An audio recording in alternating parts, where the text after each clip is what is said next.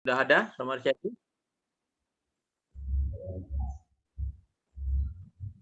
Oh, sudah ya? Sudah ada, baik. Romo Ramani, Bapak Ibu, saudara kami sedama, seperti kita ketahui bahwa kondisi sekarang ini, di masa pandemi ini, semua orang, bahkan di seluruh dunia, mungkin merasakan penderitaan, merasakan resah dan gelisah. Tapi resah dan gelisahnya bukan menunggu di sini seperti kata Obineta, tapi resah dan gelisah kapan pandemi ini akan berakhir. Tentu saja banyak di antara kita yang sudah bekerja dengan baik kehilangan mata pencahariannya. Yang punya usaha, omsetnya turun drastis.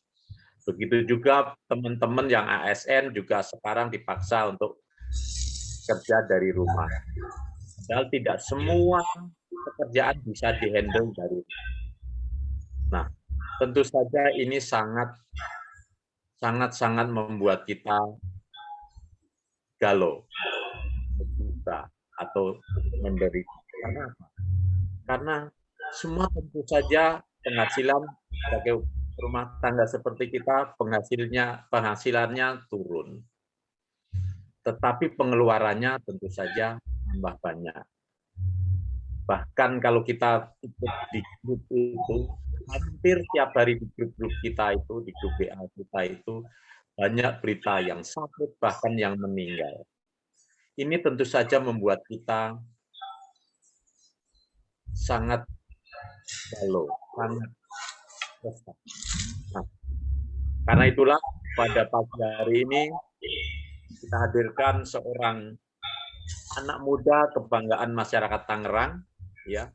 Beliau juga aktif di PP Pakabudi Pusat sebagai Ketua Bidang IT dan Publikasi. Nah, kita dengarkan bagaimana solusi dari beliau, bagaimana kiat-kiat yang bisa ditawarkan beliau kepada kita umat Buddha. Marilah kita sambut dengan tepukan Duta Muda Roh Asyadi SAD, ST, dan FM. Silakan. Baik, terima kasih Romo Widodo ya telah memberikan waktunya pada saya.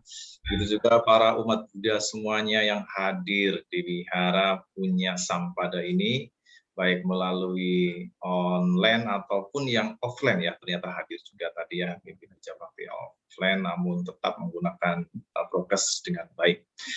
Baik para Romo Ramani, Bapak Ibu serta rekan-rekan sedama yang berbahagia, sebelumnya marilah kita bersama-sama mengagungkan kembali Guru Agung Buddha. Namo tassa bhagavato arahato sama sambuddhassa. Namo tassa bhagavato arahato sama sambuddhassa. Namo tassa bhagavato arahato sama sambuddhassa. Kesehatan adalah keuntungan yang paling besar. Kepuasan adalah kekayaan yang paling berharga. Kepercayaan adalah saudara yang paling baik. Nibbana adalah kebahagiaan yang tertinggi. Dhammapada Syair 204. Namo Buddhaya Soti Hontu, Bapak Ibu semuanya, para Romo Ramani. Pada kesempatan ini saya perkenalkan Roh Asyadi ya, sahabat dari Romo Widodo di Magabudi ya. Saya juga berasal dari Kabupaten Tangerang ini, Magabudi Kabupaten Tangerang.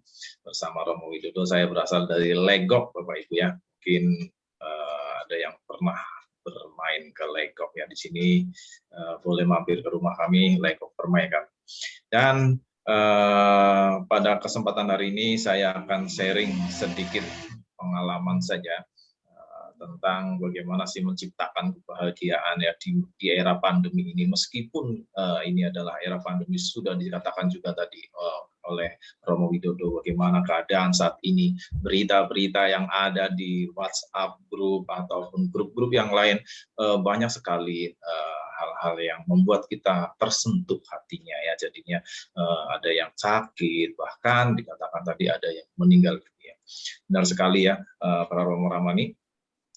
Dengan demikian ini sudah saatnya kita harus waspada Bapak Ibu ya, harus waspada dengan keadaan yang memang bisa dikatakan saat ini agak sedikit berat ya untuk kita semuanya, karena pandemi COVID-19 ternyata melonjak terus, naik terus ya, yang dulu sudah hampir mungkin bisa 5.000 per hari, mungkin bisa turun lagi, sekarang sudah mencapai beberapa waktu yang lalu 54.000 per hari kasus positif COVID-19.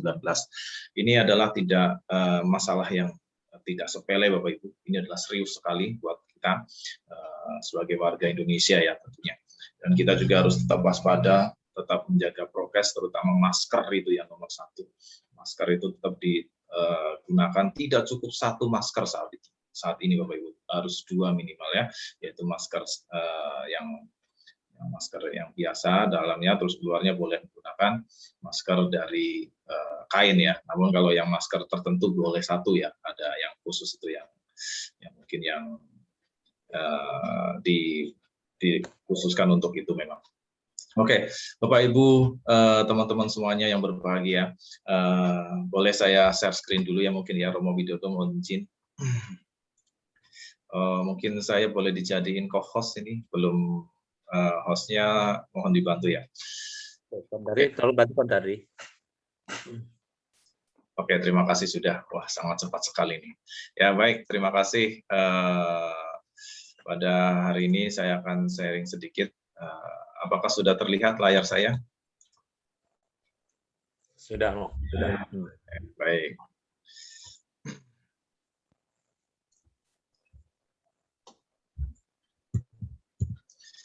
Nah, pada kesempatan yang baik ini saya akan sharing bagaimana sih menciptakan kebahagiaan dimanapun kita berada ya. Meskipun saat ini kita mengalami COVID-19 ya, kita semua mengalami, namun kita harus benar-benar fight di sini, benar-benar harus waspada. Dan jangan lupakan bahagia juga Bapak Ibu ya. Apabila pikiran-pikiran kita, kesadaran kita selalu diliputi kecemasan dan berita-berita yang tidak menyenangkan hadir terus berkali-kali, itu sangat bahaya sekali sebenarnya efeknya buat pikiran kita. Karena pikiran kita inilah yang menjadi sumber dari segala sumber kegiatan di jasmani kita. Karena apabila pikiran kita selalu berpikiran negatif dan nanti bisa membuat imun kita Bapak Ibu ya, imun kita menjadi menurun, dan ketika imun kita menurun kita mudah diserang penyakit, begitu juga dengan COVID akan menyerang kita. Maka itu meskipun ada berita yang di luar memang sangat menyedihkan ya, mungkin saudara-saudara kita ada yang kena COVID, mungkin bahkan teman-teman sahabat karib kita yang kena COVID, bahkan ada yang meninggal dunia, ya itu kita memang harus bersukacita, bersambega cita ya, sampai yang meninggal dunia. Namun sekali lagi jangan larut ke dalam penderitaan, Bapak Ibu. Ya, jadi kita harus benar-benar menyadari hal ini untuk kehidupan kita, karena saat ini diri kita lah yang menolong kita sebenarnya saat ini ya. Saat ini luar biasa sekali, kita harus benar-benar waspada dengan keadaan yang saat ini. Maka itu mari kita bersama-sama untuk bagaimana menciptakan kebahagiaan dimanapun kita berada ya, karena kebahagiaan ini adalah salah satu bentuk dari penguatan mental dalam diri kita agar batin kita menjadi tenang, damai, dan bahagia. Nah, mungkin tadi sudah kita sampaikan bersama-sama sabda Guru Agung Buddha, yaitu pada Dhammapada Sayur 204, dikatakan oleh Guru Agung Buddha, kesehatan adalah keuntungan yang paling besar. Bapak Ibu semuanya, kesehatan inilah yang sudah kita miliki. Kita bisa duduk di sini walaupun online ya, meskipun kita online, namun ini adalah berkah buat kita semuanya. Karena apa? Karena kita masih bisa sehat, bisa melakukan Zoom saat ini, Zoom meeting dengan berdiskusi ya, melakukan puja bakti juga tadi, meditasi juga, dan saat ini kita sedang sharing dhamma ya. Kita saling berbagi saja ya. Nanti kita boleh tanya jawab apabila ada disediakan waktu untuk tanya jawab ya. Ini adalah kesehatan kita sudah bisa melakukan hal-hal positif diantaranya seperti itu tadi Bapak Ibu semuanya. Nah, kemudian yang kedua adalah kepuasan adalah kekayaan yang paling berharga. Apabila kita puas dengan keadaan kita ya, tidak selalu membuat kita selalu kurang itu sangat menyedihkan sebenarnya. Apabila kita sudah puas, kita menerima keadaan kita dengan baik, ini juga akan memperkuat batin kita juga. Ini adalah kekayaan juga bagi kita. Nah, kemudian kepercayaan adalah saudara yang paling baik. Apabila kita dapat dipercaya oleh orang lain, nah itulah yang sangat kita saudara-saudara kita adalah orang-orang yang mempercayai kita. Namun sekali lagi, ketika kita sudah dipercaya sama orang lain, kita juga harus mempertahankan kepercayaannya. Itu tentunya dengan cara-cara yang baik ya, Bapak Ibu semuanya. Dan yang terakhir adalah nibbana, adalah kebahagiaan tertinggi. Dimanapun juga, nibbana ini adalah kebahagiaan tertinggi bagi umat Buddha yang ingin mencapai tujuan akhirnya ya. Meskipun ini bisa dilakukan dengan beberapa tahap nantinya ya. Saat ini kita sebagai umat keduniawian kita bisa mencapai kesucian yaitu Sotapanna minimal ya. Jadi Bapak Ibu kalau bisa melakukan ini nanti ke depannya untuk mencapai nibbana itu juga akan mudah tentunya ya Bapak Ibu semuanya yang berbahagia. Baik, tadi sudah dikenalkan oleh Romo Widodo ya, saya memang kabit publikasi dan komunikasi di PP Magawuli dan seterusnya. Oke, saya akan bercerita dulu sebelumnya Bapak Ibu. Jadi pada waktu itu ada Raja Pasenadi namanya, Pasenadi dari Kosala. Raja Pasenadi ini waktu itu memberikan dana makan ya pada Bante, dan kemudian Raja pun makan juga. Namun Raja ini ketika makan ini, namanya Raja biasanya makanannya banyak kan ya Bapak Ibu, banyak sekali.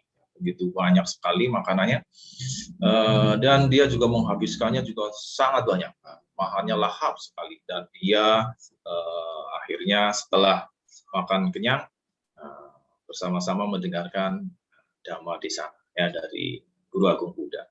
Semua orang berkumpul duduk di sana untuk mendengarkan dhamma di sana. Nah, ketika Guru Agung Buddha sedang menyampaikan dhamma di sananya, karena rajanya itu terlalu kenyang dan dia kekenyangan, akhirnya dia tertidur dan tidak bisa mendengarkan dhamma dengan baik ya. Beliau ngantuk ya, Bapak Ibu juga demikian tentunya ya, kalau makannya terlalu banyak ya, saya yakin juga tidak fokus nantinya karena perut ini harus energinya diarahkan ke lambung kita untuk mengelola makanan yang ada di sini terlalu banyak itu, jadi pikiran kita jadi tidak fokus dan biasanya ngantuk ya Bapak Ibu. Nah, begitu juga dengan Raja Pasenadi ini, beliau ngantuk dan tidak bisa mendengarkan dhamma dan akhirnya tertidur juga. Setelah itu, setelah dhamma selesai, Guru Agung Buddha mengatakan kepada Raja Pasenadi untuk mengurangi makannya. Ya, demi kesehatannya, karena makanan yang dimakan itu terlalu banyak. Kalau bisa, Guru Agung Buddha mengatakan jangan makan sebanyak ini, Raja. Kalau bisa makan 1/16-nya. Waduh, sedikit sekali Guru Agung Buddha itu kan. Akhirnya tetap karena Raja mendengarkan dengan baik apa yang disampaikan oleh Guru Agung Buddha, Raja melakukannya. Dan akhirnya apa? Raja badannya tidak gendut lagi, yang tadinya gemuk sekali, jalan aja susah ya, obesitas mungkin.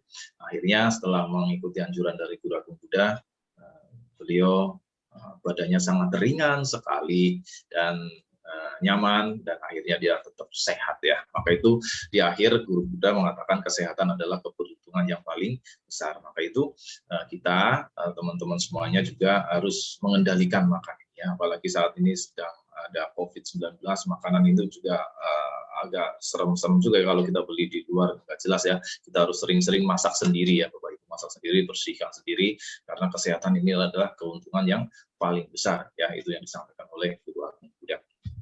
Oke, Bapak Ibu semuanya, jadi makna dari cerita itu adalah seperti tadi, jadi kita harus benar-benar menjaga kesehatan kita. Ya, saat ini kesehatan adalah yang sangat berharga sekali.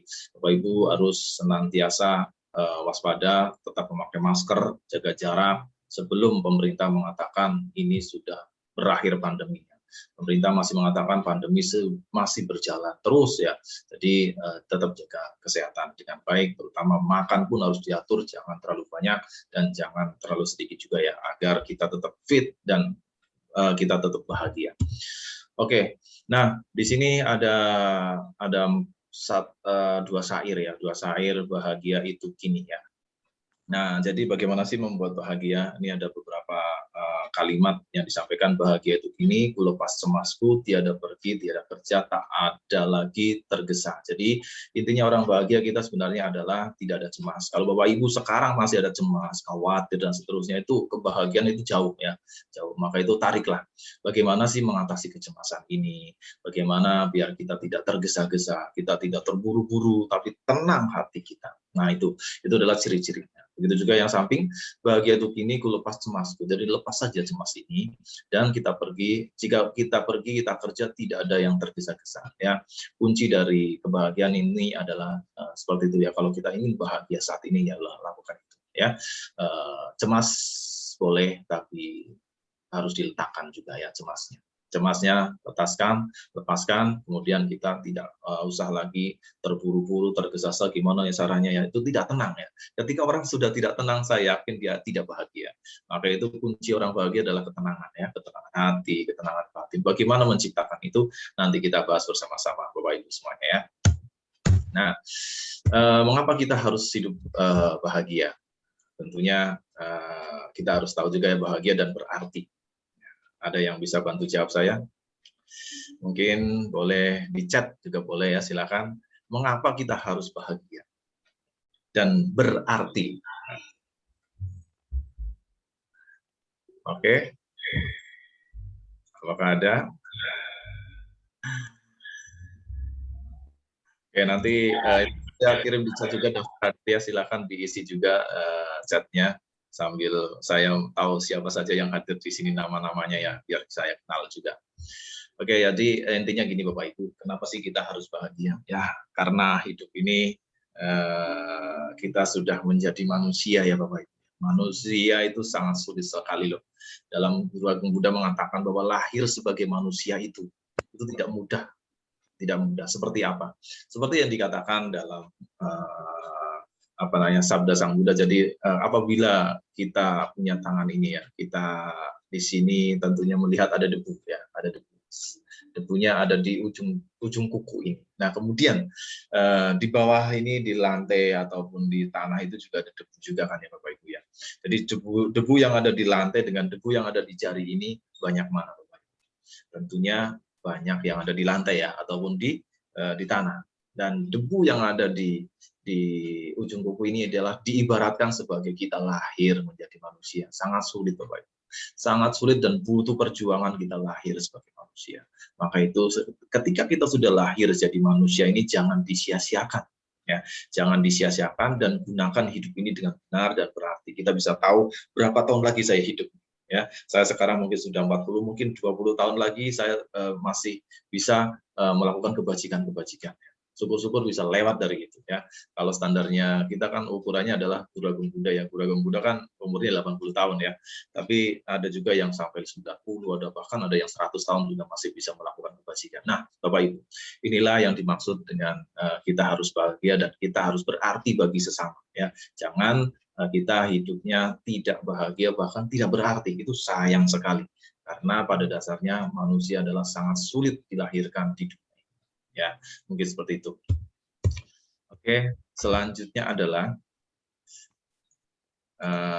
ya kita harus memahami juga tentang tujuan hidup, Bapak Ibu ya. Jadi tujuan hidup kita adalah untuk mencapai akhir dari penderitaan dan ketidakpuasan ya. Oke, dan di sini memang benar sekali ya, kita hidup ini memang memiliki tujuan akhir yaitu lepas dari penderitaan. Ya, seperti Guru Agung Buddha mengatakan bahwa kebahagiaan tertinggi adalah nibbana. Ya, kita akan mencapai goalnya di panah ini, yang panah paling ujung ini adalah nibbana ya. Mungkin kita masih manahnya belum sampai ke sini, yang masih di luarnya tidak ada masalah. Yang penting kita tahu tujuan goal kita adalah untuk hidup lebih bahagia lagi. Nah, kemudian Bapak Ibu semuanya yang berbahagia, ini ada 4 nilai menuju kebahagiaan di sini dan sekarang ya. Jadi nilai ini maksudnya apa? Nilai ini adalah diibaratkan seperti harga kita ya, harga kita seperti kita melihat kalau ada uang ya, mungkin banyak yang nonton di video ya kemarin, mungkin ada uang 100.000, ini ada yang mau, kemudian setelah diremas-remas, terus apakah ada yang mau 100.000 ini? Tentunya masih ada. Ketika diremas-remas dan ditaruh di lantai, diinjak pun diangkat lagi, apakah ada yang mau juga? Nah, maksudnya seperti itu Bapak Ibu. Jadi kita sebagai umat Buddha juga harus memiliki nilai. Nilai kita sudah diajarkan oleh Buddha, ada 4 hal yang perlu kita tanamkan dalam diri kita. Yang pertama adalah sada, sila, kemudian caga, yang terakhir adalah. Nah, di mana 4 nilai ini perlu kita kembangkan dengan baik. Yang pertama adalah sada, keyakinan dan kepercayaan diri pada agama Buddha. Ketika kita sudah menjadi umat Buddha, kita sudah mendeklarasikan bahwa saya adalah umat Buddha, berarti saya harus meyakini Tiratana, Buddha, Dhamma, dan Sangha dengan benar-benar yakin ya. Jadi berdasarkan apa yang sudah kita yakini, kita baca Paritati Sarana Budang Sarana Kajami, Dhamma Sarana Kajami, Sanggang Sarana Kajami, yang menunjukkan bahwa kita memiliki perlindungan yang teguh kepada Buddha, Dhamma, Sangha, yaitu ajaran-ajarannya sebagai pedoman kita. Nah, itu juga harus dikuatkan oleh dalam diri kita. Kemudian yang kedua adalah melaksanakan sila, yaitu sebagai umat Buddha kita memiliki 5 sila Bapak Ibu ya. 5 sila cukup ya. 5 sila ini apabila dilaksanakan juga sangat luar biasa sekali. Itu akan membuat kita menjadi manusia yang memiliki nilai tinggi juga ya. Karena apa? Kita menjadi orang yang baik, tidak membunuh, tidak mencuri, tidak berzina, tidak berbohong, dan tidak mabuk-mabukan, bahkan kita sering meditasi. Nah, inilah nilai yang kedua. Nilai yang ketiga adalah kita harus bermurah hati, caga sasana. Caga ya, caga atau murah hati ya. Jadi tidak pelit kita hidupnya ya, karena kita harus bermurah hati kepada siapapun yang ada di. Murah hati itu tidak harus dengan memberikan uang, Bapak, tidak harus memberikan harta, tetapi memberikan pengetahuan justru yang sangat luar biasa sekali, memberikan pengalaman-pengalaman hidup kepada teman-teman kita yang belum tahu tentang hal-hal yang baru, dan kita menyampaikan dan dia menjadi tahu. Ini adalah bentuk dari murah hati juga, bentuk dalam berdana yang tinggi nilai. Dan terakhir adalah panya atau kebijaksanaan, di mana kita harus memahami bagaimana kita harus bertindak dengan baik di saat pandemi seperti ini. Saya harus bagaimana ya, saya harus bertindak seperti apa, dan kita juga harus memiliki pandangan-pandangan yang benar, baca-baca yang hal-hal yang positif yang bisa kita sampaikan kepada teman-teman kita mungkin yang terdampak COVID dan sebagainya. Kita harus memberikan informasi-informasi yang baik. Seperti saat ini kita di Banten ya, kita juga ada Satgas COVID-19 ya untuk Buddhis ya. Ini juga harus disampaikan juga kepada teman-teman mungkin yang terkena COVID, bisa menghubungi satgas-satgas yang sudah disiapkan. Ini adalah termasuk langkah yang bijaksana untuk kita semuanya. Oke Bapak Ibu semuanya yang berbahagia. Nah, landasan dasar Dhamma dari ajaran Buddha adalah ini ya, Cattari Arya Sacani, di mana kita memahami dengan baik. Kalau kita kenal ini dengan baik, mengetahui ini dengan baik, saya pikir semua akan berjalan dengan baik, dan saya yakini teman-teman semuanya, Bapak Ibu yang hadir di sini juga akan hidupnya tenang dan damai. Karena apa? Kita paham bahwa dunia ini adalah penuh penderitaan. Ya memang ada ya, ada penderitaan, tapi tidak semuanya penderitaan ya. Tapi kita menyadari bahwa penderitaan itu ada, dan ini ada sebabnya, dan kemudian ada lenyapnya juga, dan ada jalan untuk melenyapkan dukanya juga ya.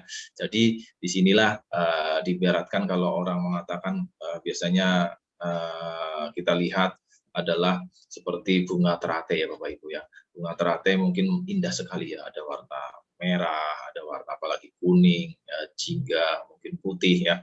Nah, tapi di balik warna yang indah itu yang sangat membuat kita jadi senang ya, di sana ternyata ada duka ya Bapak Ibu, itu ada lumpur ya. Jadi lumpur itu adalah diibaratkan dengan duka ya. Jadi kalau ada bunga teratai yang mekar, tentunya ada lumpur yang ada di dalam, penopang di dalam. Jadi ibaratnya adalah kalau kita memiliki tujuan hidup yang bahagia, tentunya kita harus menyelesaikan dulu lumpur-lumpur yang ada dalam diri kita. Ya, apa sih yang menyebabkan penderitaan ini? Kalau kita sudah mengetahui ternyata ini sebabnya, boleh kita singkirkan pelan-pelan. Nah, saya yakin kita sudah akan mendapatkan kebahagiaan itu ya. Ini konsepnya adalah seperti itu, perlu kita pahami bersama-sama.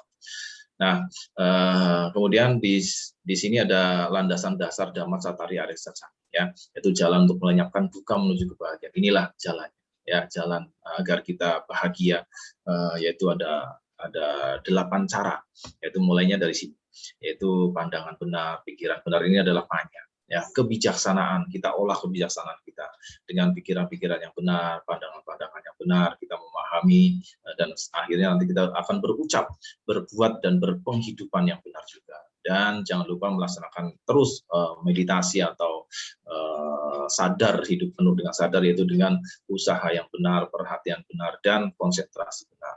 Dan usaha yang benar ini bukan maksudnya kita berusaha bisnis ya, bukan ya Bapak Ibu. Kalau usaha benar yang di sini maksudnya adalah kita harus mengusahakan pikiran-pikiran yang baik dalam diri kita dikembangkan. Dan yang kedua adalah mengusahakan hal-hal yang buruk dari luar jangan masuk ke dalam diri kita. Ya, ini adalah untuk pengembangan meditasi nantinya. Ya, perhatian dan konsentrasi juga. Ini adalah senjata yang ampuh sekali Bapak Ibu yang bisa dilakukan oleh kita sebagai umat Buddha untuk menuju kebahagiaan. Ya. Bapak Ibu semuanya yang berbahagia. Kemudian kita juga mengenal sila ya. Bagian yang tadi dikatakan sila ini apa sih sebenarnya? Yaitu dengan menjalankan Pancasila Buddhis, Anda tidak hanya mengembangkan kekuatan moral, tetapi Anda melakukan pelayanan tertinggi bagi sesama untuk makhluk hidup dan damai. Ya, contohnya seperti ini. Ini ada anak yang sedang main, tapi melihat ada nenek datang dan dia dalam satu ruangan, akhirnya dia nggak tega dan dia menyiapkan untuk neneknya, silakan duduk. Nah, inilah adalah contoh salah satu bentuk pelaksanaan sila ya, yaitu kita mengembangkan pikiran yang penuh cinta kasih. Sila pertama ini, saya tidak mau melihat nenek ini menderita. Silakan nek duduk di sini, biar saya yang berdiri. Nah, itu kan jadi bahagia ya. Ini orangnya sangat baik sekali. Jadi ya, kita diibaratkan kalau sudah memiliki pikiran pengertian seperti ini, saya yakin hatinya akan bahagia. Artinya bahagia dan semua orang akan bahagia pada diri kita sendiri. Nah, kemudian di samping itu kita juga harus memahami bahwa dengan melaksanakan sila kita juga menghargai kehidupan ya. Jadi menghargai kehidupan. Nenek ini begitu sedih sekali kalau dia berdiri padahal kakinya sudah nggak kuat ya. Jadi ya nenek setidaknya biar bahagia dia, saya akan bisa berdiri ya, seperti itu nih anak-anak muda harusnya seperti ini ya. Terus bersikap seimbang juga ya Bapak Ibu ya. Kita harus bersifat seimbang, batinnya penuh dengan kedamaian, ketenangan, tidak terburu-buru, tidak tergesa-gesa dan seterusnya. Kemudian berucap benar, tepat, bermanfaat, lembut dan penuh kasih sayang. Nah, ini yang perlu kita kembangkan. Memang agak sulit ya, tapi kita harus berusaha dengan sepenuh hati mengarah ke hal-hal ini ya, berucap benar ya. Kalau kita berucap benar, maka orang lain mendengarnya juga akan enak, penuh dengan kedamaian. Jangan memberikan ucapan-ucapan yang biasa itu mungkin ya membuat hati orang tidak suka ya. Biasakan ucapan-ucapan itu benar ya, tepat dan bermanfaat, lembut juga ya, dan penuh kasih sayang. Pada dasarnya meskipun saya marah pada anak saya yang nggak mau berhenti main game misalnya, itu kita tetap arahkan dengan baik dengan cara pendekatan saat ini ya, anak-anak muda itu harus diperhatikan dengan baik. Dan pada dasarnya sampaikan juga kepada anak tersebut, mami, papi ini sayang sekali sama kamu, mami nggak mau atau papi nggak mau anak papi sakit gara-gara sering main game dan seterusnya, matanya nanti tambah minusnya dan seterusnya. Disampaikan itu dengan baik. Dan lihat juga potensi diri ya. Potensi diri seseorang itu sebenarnya memiliki potensi yang sama Bapak Ibu ya. Karena apalagi dikatakan bahwa konsep lahirnya manusia itu sangat sulit sekali dan dia lahir ke dunia ini. Berarti manusia yang ada di dunia ini adalah manusia makhluk-makhluk pilihan. Mereka semua itu punya potensi ya. Jangan menganggap remeh orang lain, itu yang paling penting. Karena semuanya punya potensi yang sangat luar biasa sekali ya Bapak Ibu semuanya. Nah, kemudian kita kembangkan juga kemurahan hati ya. Kita melakukan kemurahan hati sejati jika kita dapat memberi dengan lepas tanpa mengharap imbalan ya. Apabila kita masih memiliki ya kemurahan hati yang tinggi, silakan dikembangkan meskipun itu kecil ya. Tapi kita harus memberikan dengan tulus ikhlas ya. Daripada memberikan dengan jumlah besar tapi ada niat yang tidak baik, itu masih jauh lebih baik memberikan yang sedikit namun dengan hati yang tulus dan ikhlas ya. Ini harus diprinsipkan pada kita semuanya. Jadi berbahagia dalam kebaikan ya, seperti itu. Kemudian selanjutnya ini adalah beberapa hal yang penting buat kita semuanya. Bagaimana sih cara mengembangkan kemurahan hati agar hati kita menjadi murah dan kita nantinya akan bahagia? Yang pertama adalah hidup ini tidak ada beban ya. Jadi jangan ada beban dalam pikiran kita semuanya. Ya, meskipun itu ada berat, tapi ya rasakan itu sebagai keadaan dan kita tidak terbebani oleh itu. Dan bagaimana cara menyelesaikannya harus kita lakukan dengan baik. Apa sih yang jadi masalah ini di screen ya dari atas Pak. Mungkin Senin, Selasa, Rabu, Kamis besok saya akan melakukan apa saja sudah disiapkan ya. Step-stepnya sudah disiapkan. Tapi jangan menganggap bahwa yang akan datang itu akan sulit ya, karena itu belum datang ya Bapak. Biarkan saja berlalu, tapi kita punya prinsip yang bagus untuk menyelesaikan itu. Ya, jadi kita tetap santai, tidak ada beban dan kita akan melakukannya sesuai dengan rencana. Nah, seperti itu Bapak Ibu.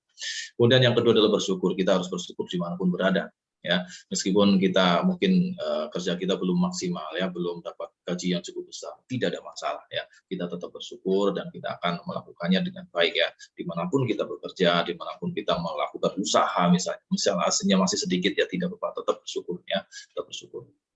Nah, kemudian yang ketiga adalah prioritas orang lain dahulu. Ya, ini juga membuat kita bahagia ya. Walaupun misalnya kita lagi antri di ya mungkin di Alfa atau Indomaret, ada orang yang di belakang kita kok kelihatan terburu-buru sekali, kan kelihatan orang yang terburu-buru resah gitu kan. Bolehlah sewaktu-waktu karena kita waktunya agak panjang, silakan ditukar. Pak, silakan Bapak masuk dulu untuk mengambil ATM, mengambil uang di ATM seperti itu. Walaupun itu hal kecil Bapak ya. Prioritaskan orang lain dahulu itu adalah salah satu tindakan yang membuat hati kita tenang juga. Hati kita damai dan kita bahagia kok, meskipun di era pandemi tapi saya tetap bisa bahagia. Nah, kemudian yang kelima juga kita harus paham adalah bahwa uang itu hanya sumber daya Bapak Ibu ya. Uang itu kekayaan kita, itu sumber daya saja ya, bukan milik kita sebenarnya, itu juga akan hilang ya. Kembangkan biasa bermurah hati ya, meskipun sedikit kita harus bermurah hati. Semua yang tidak diberikan juga akan hilang ya kan Bapak Ibu. Ketika kita akan meninggal, misalnya kita meninggal dunia ya, semuanya juga akan hilang ya dari kita semuanya. Namun sebelum itu hilang ya, kita harus manfaatkan sumber daya itu dengan baik. Ya, kita bisa bernanam jasa, membantu orang ya, semampu kita lah ya, semampu kita. Oke. Kemudian selanjutnya adalah hiduplah menjadi berguna dan berarti ya. Jadi kita jangan menjadi orang yang biasa-biasa saja. Ya, jadilah orang yang biasa ya, karena sesuai dengan budaya kita juga sudah mengatakan bahwa hidup ini harus lebih bermanfaat daripada yang waktu yang lalu ya. Terus tambahkan kebajikan, sucikan hati dan pikiran, itu kan membuat kita menjadi lebih berarti nanti. Terus hidup hanya mencari uang itu adalah hal yang sia-sia sebenarnya Bapak Ibu ya. Hanya mencari uang, sebenarnya uang terus. Nah, itu juga membuat kita menjadi kurang berarti dan kurang bahagia sebenarnya. Ya, uang boleh ya, uang itu harus dicari dan kita harus mencari uang dengan sungguh-sungguh, dengan serius. Namun jangan diperbudak oleh uang, karena uang ini yang membuat kita nanti sebagai sumber daya saja untuk melakukan kebajikan-kebajikan yang lain. Nah, kira-kira seperti itu. Ini adalah konsep untuk kita bermurah hati. Bagaimana sih kita berbaik hati kepada orang lain. Nah, kemudian bahagia dan kesabaran ini juga harus dikembangkan. Kenapa bahagia dan kesabaran dikembangkan? Di sini ada dikatakan bahwa seni tidak bereaksi secara negatif ya. Kalau kita ada orang marah kepada kita misalnya, nah kita jangan langsung bereaksi negatif. Kita langsung lihat ke dalam. Oh, kenapa dia marah pada saya? Mungkin jangan langsung reaktif, langsung dibalas dengan marah, itu jangan ya Bapak Ibu. Jadi Bapak Ibu bisa renungin dulu sekitar mungkin 5 detik atau 6 detik, atau kalau mau lebih panjang 10 detik. Kenapa dia marah pada saya seperti ini? Kemudian kita riset lagi dalam diri kita, apakah ini benar ya? Kalau itu sudah memang tidak benar, ya sampaikan dengan penuh bijaksana. Ya, namun kalau itu benar ya kita bisa menjadi refleksi kita. Oh iya, saya berarti salah ini kemarin ya. Seperti itu. Jadi kita menjadi sabar itu memang berat ya. Cuma kita harus berlatih Bapak Ibu ya. Karena Buddha mengatakan kanti paramang tapotitika, yaitu kesabaran adalah cara bertapa yang tertinggi ya. Jadi kalau kita ingin mendapatkan kebahagiaan yang tertinggi, berlatihlah dengan kesabaran ini ya. Jadi orang akan membuat kita apapun ya, seperti marah apapun pada kita, kita tidak akan terpengaruh, tergoyahkan seperti batu karang ya. Kemudian dalam mengerjakan kegiatan kita bertemu banyak tantangan dan harus dihadapi dan diselesaikan dengan kesabaran ya. Apapun yang kita lakukan saat ini lagi COVID dan sebagainya, ya kita bersabar dulu ya Bapak Ibu. Saat ini memang kendala keadaan seperti ini. Ada PPKM, semua toko ditutup ya, kita tidak bisa belanja atau kita tidak bisa berjualan mungkin ya. Kita harus bersabar dulu dan kita harus mencari cara lagi. Dalam kesabaran itu kita harus tekun ulet ya, gimana sih caranya. Jadi jangan diam saja ya, sabar bukan berarti diam, tapi kita harus mencari cara lagi untuk agar kita bisa fight di era COVID-19 ini. Nah, kemudian kita juga penting juga harus melakukan namanya meditasi ya Bapak Ibu. Meditasi ini harus kita jadikan kebiasaan dalam prinsipnya umat Buddha. Ya, jadi yang pertama adalah meditasi adalah pendekatan psikologis untuk pengembangan pelatihan dan pemurnian pikiran. Ya, pikiran ini kadang bisa dimurnikan sebenarnya kalau kita mau mengembangkannya dengan baik. Jangan diliputi oleh loba, dosa, moha terus saja yang masuk ke dalam pikiran kita, khawatir, lihat WhatsApp di sana, waduh meninggal lagi di saudara saya, aduh ini sakit lagi. Tapi ya itu harus dilihat sebagaimana adanya dan bagaimana kita melakukannya dengan selalu berpikir yang positif ya, seperti itu. Dan kemudian semakin fokus Anda, maka pikiran Anda juga semakin tajam. Ya, apabila kita sering fokus dalam segala hal, jadi kita terlatih pikiran kita, jadi tidak lesu dan tidak malas ya jadinya. Kita mengerti ini harus bagaimana, ya, seperti itu. Karena kita fokus ya.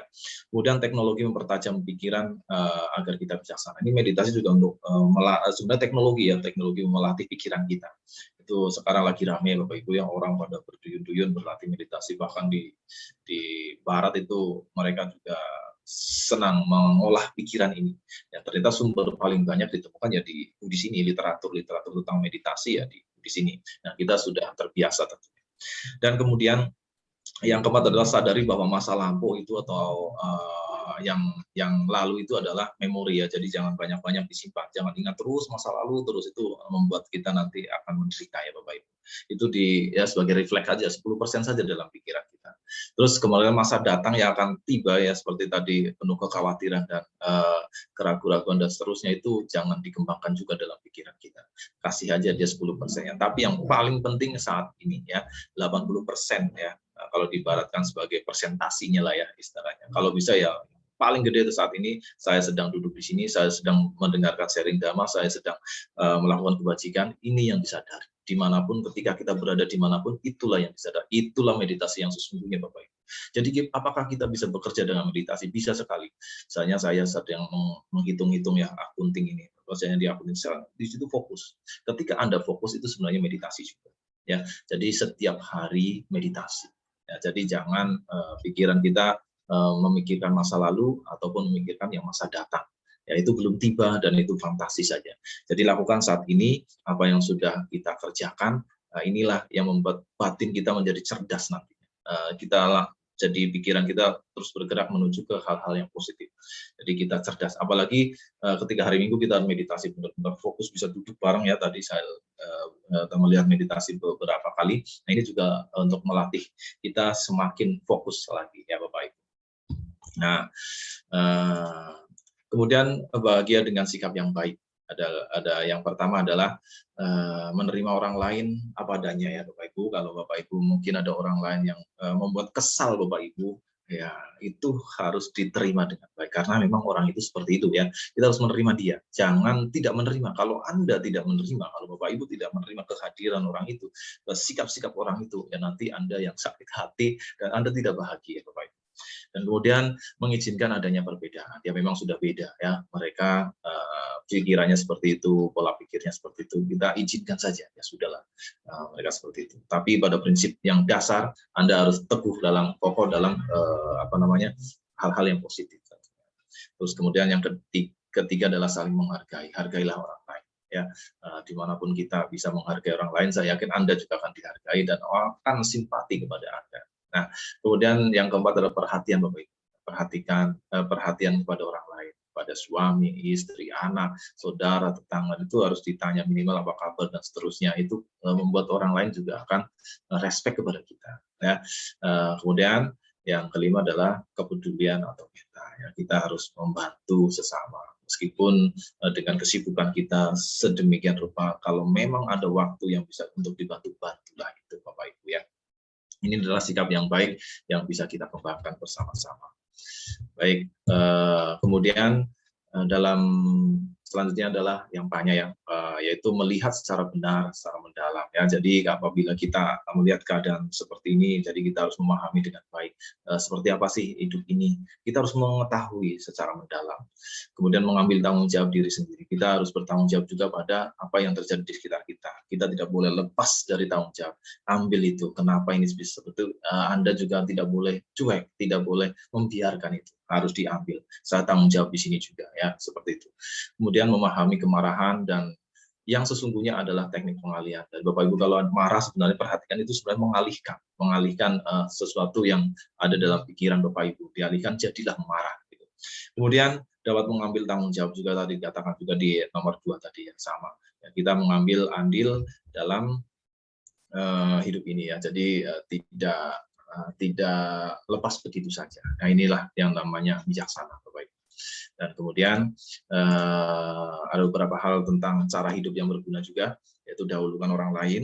Kreativitas muncul dari niat yang baik, jiwa melayani terus dikembangkan karena hal tersebut adalah sumber kebahagiaan. Layani orang lain, ya. Tapi kita harus juga bisa melayani diri kita sendiri ya. Diri kita juga harus dibahagiakan. Jangan sampai kita menderita juga. Ketika kita sudah bahagia, bolehlah melayani orang lain. Seperti itu. Dan ini adalah kebajikan manusia ya. Bapak Ibu semuanya memiliki hati yang baik. Kalau Bapak Ibu bisa melakukan ini sangat luar biasa sekali, membuka hati baik dan kemudian ingin berguna bagi orang lain. Ya, jadi semua orang sebenarnya ingin berguna loh Bapak Ibu ya. Baik itu yang dari kita bisa lihat di kerjaan kita ya, semua kan ingin berguna ya. Nah, jadi ketika kita memberi tugas kepada dia dan dia melakukan kasih apresiasi, dia akan suka sekali. Dan kemudian melakukan kebajikan setiap hari juga, melakukan tindakan kecil dengan hati yang besar ya. Kemudian kembangkan energi kebajikan, pemurnian hati menambah kebajikan juga. Nah, inilah beberapa hal yang perlu kita kembangkan. Dan yang terakhir Bapak Ibu semuanya, saya akan menyimpulkan beberapa hal. Yang pertama adalah jadikan hidup ini berarti. Ya, memahami konsep kehidupan tadi bahwa hidup ini tujuan kita sebagai umat Buddha adalah menuju ke nibbana ya, menuju ke nibbana dan menuju kebahagiaan. Dan saat ini kita sebagai berumah tangga masih bisa mencapai kesucian tingkat pertama ya, sotapanna. Apabila Anda itu bisa melakukannya dengan baik, lakukanlah untuk menuju kebahagiaan itu. Dan kemudian yang kedua, berlatihlah sila. Ya, 5 sila ini yang tadi dikatakan, kalau dilakukan dengan baik, saya yakin sekali Anda akan dihargai oleh orang, ya, dihargai oleh siapapun. Seperti halnya tadi diibaratkan seperti uang, ya, uang yang sudah diremas-remas pun akan dipakai, ya, karena kita sudah melatih sila. Kemudian ciptakan karya positif, ya. Jadi kita tidak boleh tidak membuat karya apapun. Sebisa kita, semampu kita. Terus refleksi diri dan hidup berkesadaran. Ya, jadi kita harus memahami saya sebenarnya seperti apa. Apakah saya sudah baik? Itu sekali waktu boleh ya. Mungkin habis duduk meditasi, saya berpikir pada diri saya sekarang sudah seperti apa? Apakah saya sudah maju atau masih belum? Apakah saya bisa maju lagi? Itu boleh direfleksikan ya, baik yang positif maupun yang negatif. Itu intinya arahkan ke semuanya yang positif, tapi ya Bapak Ibu, refleksikan dan hidup berkesadaran. Dan yang kelima adalah bahagiakan diri Anda sekarang ya. Jadi jangan tunggu lama-lama lagi. Anda refleksikan apakah Anda masih khawatir, apakah Anda masih sedih, masih ragu-ragu atau belum bahagia. Sekarang saatnya untuk membahagiakan. Minimal yang paling mudah adalah dengan tarikan nafas itu. Nafas masuk, nafas keluar. Panas hati saja. Nah, nafas masuk aku bahagia, nafas keluar aku sadar saat ini sedang mendengarkan dhamma. Saat ini saya ingin berlatih kebaikan. Terus saja. Ya, nikmati, biar bahagia. Ketika pikiran kita bahagia, ucapan kita bahagia, perbuatan kita akan bahagia. Minimal kita akan hidup bahagia. Meskipun kita serba kekurangan misalnya, tidak ada masalah. Yang penting hidup kita adalah bahagia. Ciptakan kebahagiaan dimanapun berada. Ketika Bapak Ibu berada dimanapun, it's okay. Saya mau taruh dimanapun okay, karena saya tahu saya punya nilai itu tadi. Itu melaksanakan sila, melaksanakan caga, panya, ya, dan seterusnya. Kalau Anda sudah punya nilai yang luar biasa, saya yakin dimanapun Anda berada bisa menciptakan kebahagiaan. Dan meskipun dalam kondisi COVID saat ini, ya, kita pun bisa menciptakan kebahagiaan untuk diri kita dan untuk sesamanya. Meskipun kita lagi COVID juga, ciptakan kebahagiaan juga. Karena kebahagiaan ini yang membuat imun kita menjadi kuat. Ya. Bapak Ibu, para Romo Ramani, demikianlah apa yang bisa sampaikan. Semoga bermanfaat untuk kita semuanya. Dan saya akhiri Namo Buddhaya. Saya kembalikan kepada pembawa acara, silakan. Baik, terima kasih Romo Arsyadi atas paparannya yang begitu luar biasa, begitu lengkap dan detail sekali. Jadi kepada teman-teman, jadi kita diikuti oleh 20 yang lewat online, 20 orang yang lewat online, ditambah yang offline mungkin ada beberapa orang, ya. Jadi saya buka pertanyaan, 3 pertanyaan saja ya, Bapak Ibu, silahkan unjuk tangan atau ketik di layar chat Anda di HP-nya, ya. Ya sambil saya nunggu, ini malah ada yang langsung chat ke saya ini. Oh, boleh, mantap. Langsung ke saya, Bung. Ya, baik. Jadi begini pertanyaan Romo, bahwa sebagai umat Buddha, sebagai umat awam, kadang masih bingung kalau kita membaca di Jalan Tengah Berunsur 8 atau Karya Maga itu, bahwa antara usaha benar, perhatian yang benar, dan konsentrasi yang benar itu kan tipis katanya. Jadi bagaimana itu bedanya itu, Romo? Jadi tolong minta dijelaskan ini. Mungkin. Oke, baik, terima kasih sekali.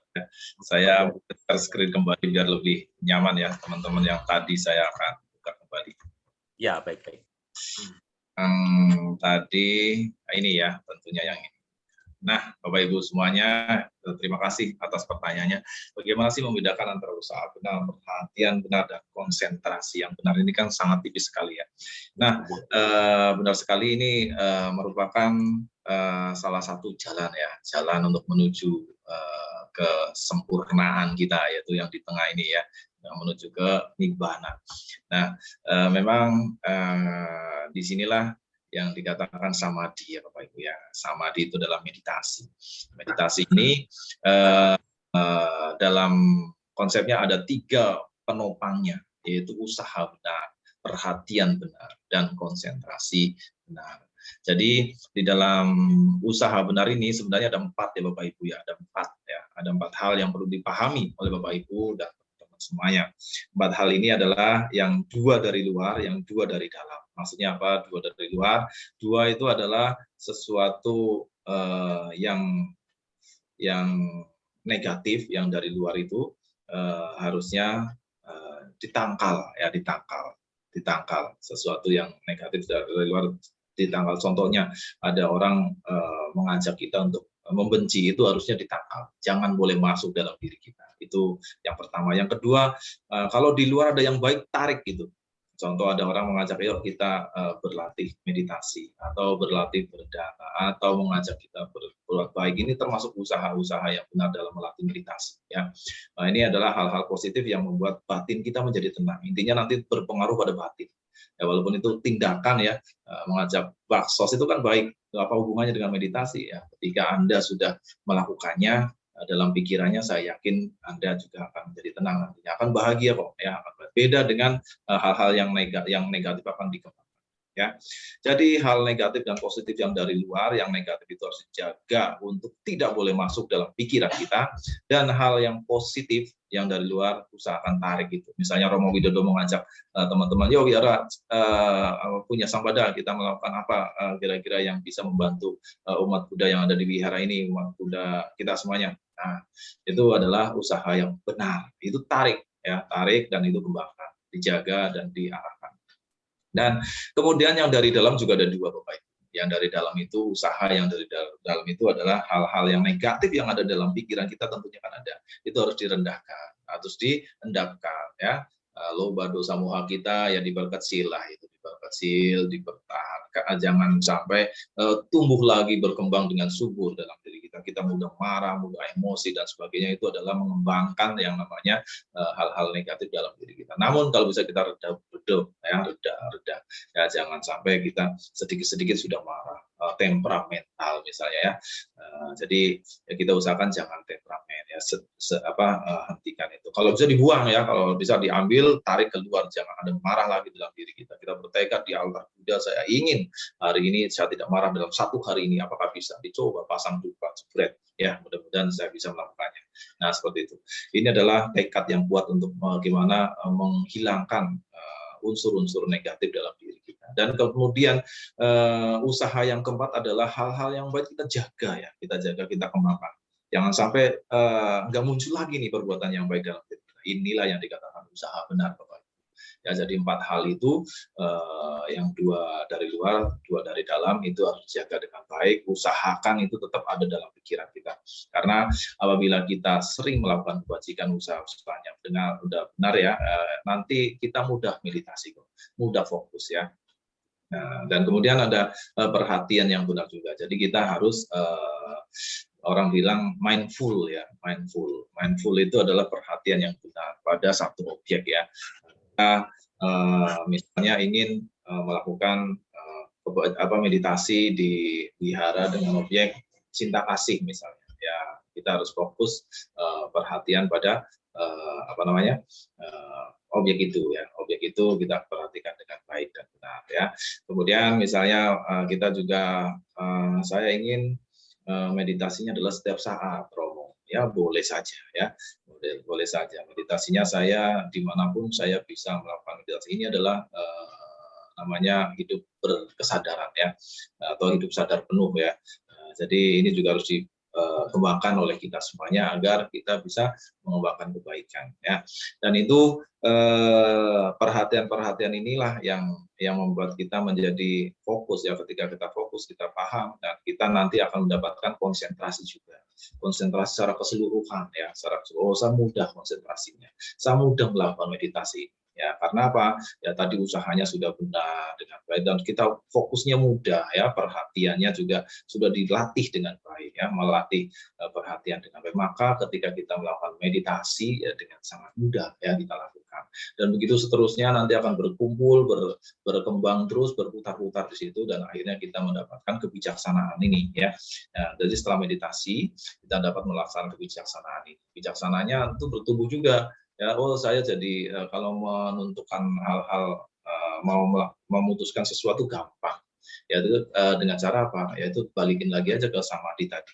Ya, usahanya benar, saya ingin begini, kemudian perhatiannya juga kita fokus pada masalah yang ada, dan akhirnya kita bisa memeditasikan segala sesuatu pada diri kita. Ya, tujuan akhir kita konsentrasinya sangat mudah untuk membuat putusan-putusan yang bijaksana.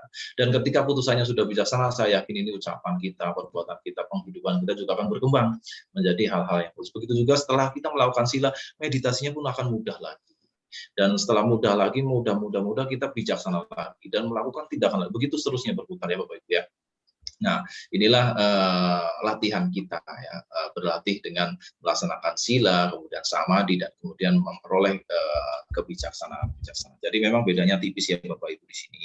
Usaha benar itu tadi konteksnya kita harus memahami dengan benar.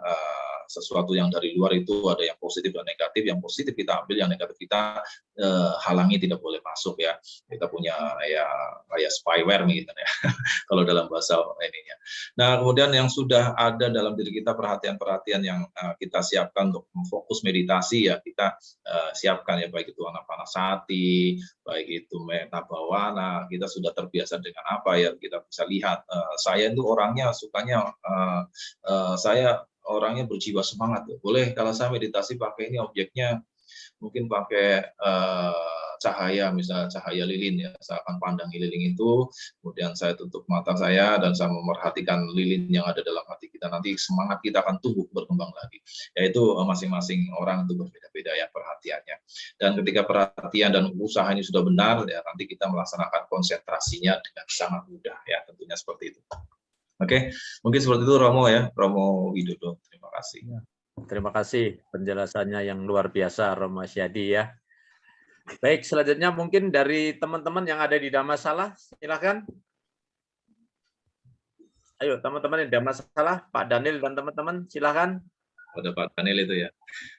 Ya, ya. Oke, Silakan. Tunjuk tangan. Ada Pak Daniel? Nggak ada. Oh, nggak ada. Nggak ada. Ini kalau sudah nggak ada, mudah-mudahan cukup dimengerti ya.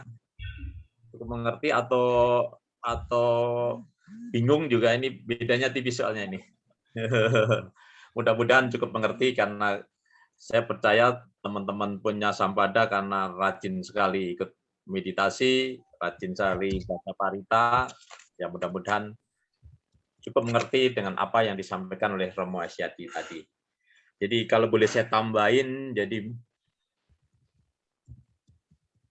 apa yang disampaikan Romo Asyadi tadi memang harus kita jalankan di saat ini. Jadi kita harus sadar bahwa hidup ini, tadi Romo Asyadi bilang 80% adalah saat ini. Kita tidak boleh bangga dengan masa lalu atau selalu teringat pada masa lalu yang disebut memori, atau kita juga tidak boleh terlalu berfantasi, bermimpi, atau angan-angan yang rasa khawatir yang berlebihan untuk masa depan. Tetapi yang nyata adalah hari ini kita hidup di masa pandemi. Nah, hari ini yang harus kita jalankan. Kita ciptakan rasa bahagia ini berasal dari diri kita, dalam batin kita. Karena sesungguhnya kebahagiaan itu tidak perlu dicari, tapi harus kita ciptakan. Demikian, Bapak Ibu, Romo Ramani semuanya, mudah-mudahan apa yang disampaikan Romo Asyadi tadi dapat membantu kita mengatasi rasa resah, galau yang ada dalam diri kita. Terima kasih. Selamat siang. Namo Buddhaya. Namo Buddhaya.